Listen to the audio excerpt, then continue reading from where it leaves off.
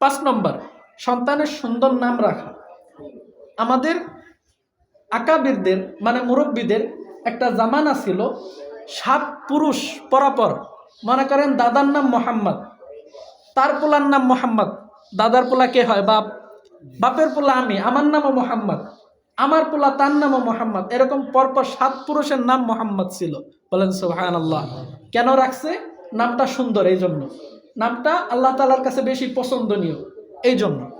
আমরা দেখা যায় ইউনিক খুঁজি, ইউনিক খুঁজতে যায় নাম রাখি মিন্টু, পিন্টু, মেয়েদের নাম রাখি রিয়া, মিম।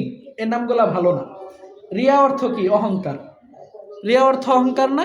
এটা তো আমরা সবাই জানি। মিম, মিম এক হরফের নামের কোনো অর্থ হয় না। আরবিতে মিম একটা হরফ না? এই সব নামের কোনো অর্থ হয় না, আর অর্থ ছাড়া নাম রাখা ভালো না।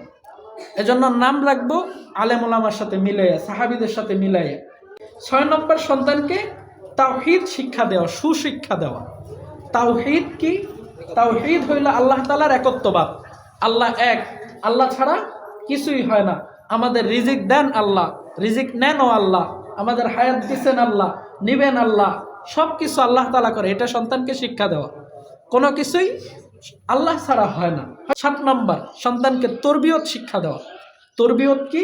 তরবিয়ত হইল ইসলামের যে নীতিমালা আছে, সকাল থেকে সন্ধ্যা, সন্ধ্যা থেকে আবার সকাল পর্যন্ত একটা মানুষের জীবনের একটা রুটিন থাকে না? এই রুটিন, ইসলামিক রুটিনটা সন্তানকে শিক্ষা দেওয়া। যে সকালে উঠে তুমি ফজর নামাজ পড়বা, এরপরে কোরআন পড়বা, ফজর নামাজ 2 রাকাত সুন্নাত, 2 রাকাত ফরজ, হ্যাঁ, ফজর নামাজ একটু বড় কিরাত পড়তে হয়। এই যে যে সুন্দর শিক্ষা, এটাকে তরবিয়ত বলে, আদব। এরপরে কোরআন তেলাওয়াত করে তুমি আরেকটু পড়াশোনা করে স্কুলে যাবা বা মাদ্রাসায় যাবা, ওইখান থেকে পড়াশোনা করে আবার যখন নামাজ পড়বা, বাবা মাকে সালাম দিবা, মুরব্বীদেরকে সালাম দিবা। এই শিক্ষা, এটা শুধু স্যাররা দিবে বা হুজুররা দিবে এমন না। এটা আমি বাবা মা হিসেবে, এটা আমারই দায়িত্ব এই শিক্ষাটা সন্তানকে দেওয়া।